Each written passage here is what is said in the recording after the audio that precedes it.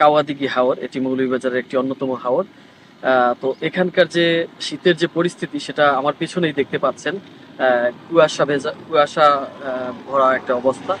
এখানে আসলে সকাল থেকে খুব বেশি ঘন কুয়াশা ছিল। এখন অনেকটা রোদের উপস্থিতি আছে, সেজন্য সেটা বোঝা যাচ্ছে না। আহ, আমরা আবহাওয়া বিভাগের কাছ থেকে এই যে শীতের যে তথ্যটা পেয়েছি সেটি হচ্ছে আজ 15ই ডিসেম্বর সকাল 6টা পর্যন্ত মৌলভীবাজার শ্রীমঙ্গলে তাপমাত্রা রেকর্ড করা হয়েছিল 12 ডিগ্রি সেলসিয়াস, যেটা সকাল 6টায় সেটি রেকর্ড করা হয়। এর আগের দিন অর্থাৎ 14ই ডিসেম্বর রোববার সেখানে তাপমাত্রা ছিল 11.5 ডিগ্রি সেলসিয়াস। আবার এর আগের দিন অর্থাৎ 13ই ডিসেম্বর 11.4 ডিগ্রি সেলসিয়াস তাপমাত্রা রেকর্ড করা হয়েছিল।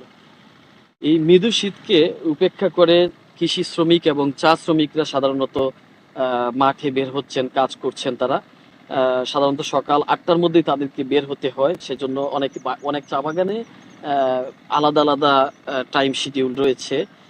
এছাড়া আমি কয়েকজন শ্রমিকের সাথে কথা বলেছিলাম, তারা আমাদেরকে যেটা জানিয়েছেন যে তাদের দুর্ভোগ কিন্তু বাড়ছে। অনেকে শীত নিবারণের জন্য যে উষ্ণ কাপড়ের দরকার সেটি এখনো তারা কিনেননি। তাদের আর্থিক সংকটের কারণে অনেক নিম্ন আয়ের মানুষজন বেশ কষ্ট পাচ্ছেন। এছাড়া মধ্যরাত থেকে সূর্য ওঠার আগ পর্যন্ত বেশ ঘন কুয়াশা মৌলভীবাজারে দেখা যায়।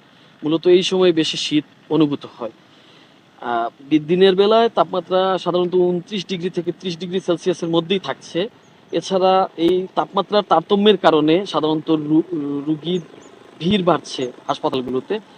জেলার যে উপজেলা স্বাস্থ্য কমপ্লেক্সগুলো রয়েছে সেখানে আমরা খোঁজ নিয়েছি, আমরা জানতে পেরেছি শীতজনিত নানা সমস্যা নিয়ে রোগীরা ভর্তি হচ্ছেন।